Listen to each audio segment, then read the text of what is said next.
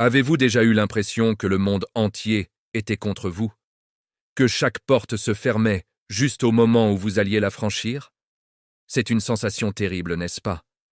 Mais aujourd'hui, je veux vous raconter une histoire vraie, qui prouve que même dans les moments les plus sombres, la persévérance peut transformer l'impossible en possible.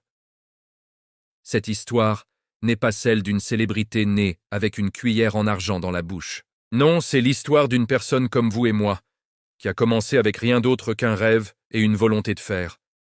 Imaginez un jeune artiste, appelons-le Léo. Léo vivait dans un petit appartement, jonglant entre deux jobs mal payés, juste pour joindre les deux bouts. Mais chaque soir, peu importe sa fatigue, il rentrait chez lui, sortait sa toile et ses pinceaux, et il peignait. La peinture n'était pas juste un hobby pour Léo. C'était son souffle, sa raison de vivre. Il y mettait tout son cœur, toutes ses émotions, ses joies comme ses peines. Ses amis, bien intentionnés, lui disèrent souvent « Léo, tu es talentueux, mais le monde de l'art est impitoyable. Tu devrais peut-être trouver un vrai travail, quelque chose de plus stable. » Et combien de fois avons-nous entendu ce genre de conseil? Un conseil qui, sous couvert de bienveillance, peut parfois tuer les rêves dans l'œuf. Léo a essuyé des centaines de refus. Ses œuvres étaient rejetées par les galeries. Ses demandes de bourse étaient ignorées. Il a reçu des lettres de refus si nombreuses qu'il aurait pu tapisser les murs de son appartement avec. Chaque « non » était comme un coup de poing à l'estomac. Il y a eu des jours où le doute s'est installé, où la petite voix dans sa tête lui murmurait d'abandonner. Des jours où il regardait ses toiles en se demandant s'il ne perdait pas son temps. C'est là que la plupart des gens auraient abandonné. Et franchement, qui pourrait leur en vouloir? Mais Léo n'était pas comme la plupart des gens. Chaque refus, au lieu de l'affaiblir, semblait renforcer sa détermination. Il a commencé à voir ses refus non pas comme un verdict sur son talent, mais comme un défi. Il a compris une chose essentielle. L'échec n'est pas la fin du chemin, c'est une partie du chemin. Alors, il a changé de stratégie. Au lieu de supplier les galeries de l'exposer, il a décidé de créer sa propre galerie, la rue. Il a commencé à exposer ses œuvres sur les marchés aux puces, sur les places publiques, partout où il y avait du passage. Au début, les gens passaient sans vraiment regarder. Mais petit à petit, une personne s'est arrêtée, puis deux, puis une petite foule. Ils étaient touchés par l'authenticité de son art, par l'émotion brute qui se dégageait de ses toiles. Ce n'était pas un succès fulgurant, c'était une lente et patiente construction.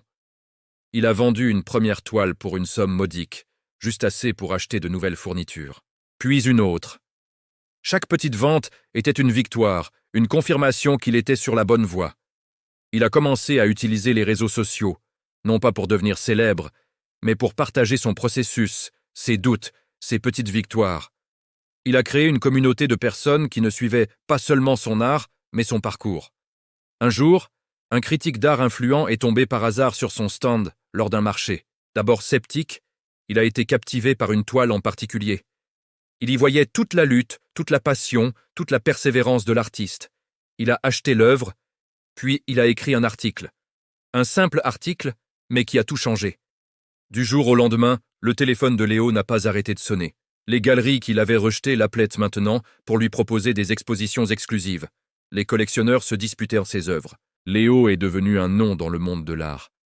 Mais vous savez ce qui est le plus incroyable dans cette histoire? Léo n'a pas changé. Même au sommet de son succès, il est resté humble. Il se souvenait des jours difficiles, des refus, des doutes.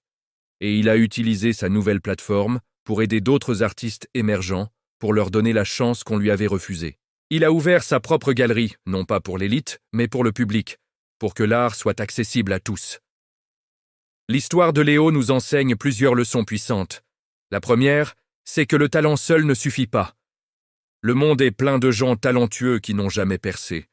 Ce qui fait la différence, c'est la persévérance. C'est la capacité à se relever après chaque chute, à apprendre de chaque échec et à continuer d'avancer, même quand le chemin est semé d'embûches. La deuxième leçon, c'est l'importance de croire en soi quand personne d'autre ne le fait. La validation extérieure est agréable, mais elle ne doit jamais être le moteur de vos actions. Votre passion, votre vision, c'est ça votre véritable boussole. Léo a réussi non pas quand il a cherché à plaire aux galeries, mais quand il est resté fidèle à lui-même et à son art. La troisième leçon, et peut-être la plus importante, c'est que le succès n'est pas une destination, c'est un voyage. Les moments les plus précieux ne sont pas toujours ceux où l'on atteint le sommet, mais tous les pas que l'on a faits pour y arriver. Les luttes, les doutes, les petites victoires, c'est tout cela qui donne sa saveur au succès. Alors, quel que soit votre rêve, que vous vouliez écrire un livre, lancer votre entreprise, apprendre un nouvel instrument ou simplement devenir une meilleure version de vous-même, souvenez-vous de l'histoire de Léo. Ne laissez personne, pas même vous-même, vous dire que c'est impossible. Les refus ne sont que des détours, pas des impasses. L'échec n'est qu'une information, pas une condamnation. Chaque fois que vous vous sentirez découragé, pensez à Léo peignant seul dans son petit appartement. Pensez à sa détermination face au rejet. Votre histoire n'est peut-être pas celle de la peinture, mais le principe est le même. Chaque effort que vous faites, même s'il semble insignifiant, vous rapproche de votre but.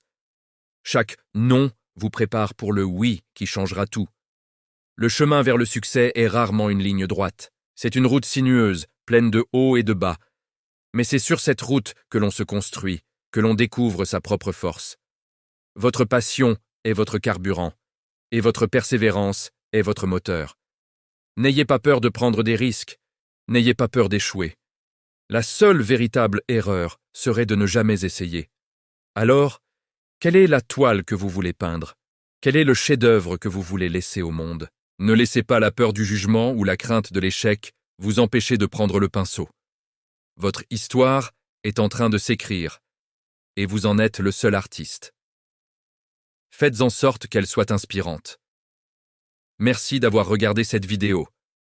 Si cette histoire vous a touché, n'hésitez pas à la partager et à vous abonner pour plus de contenu inspirant. Racontez-moi dans les commentaires quel est le rêve que vous poursuivez avec persévérance. À très bientôt.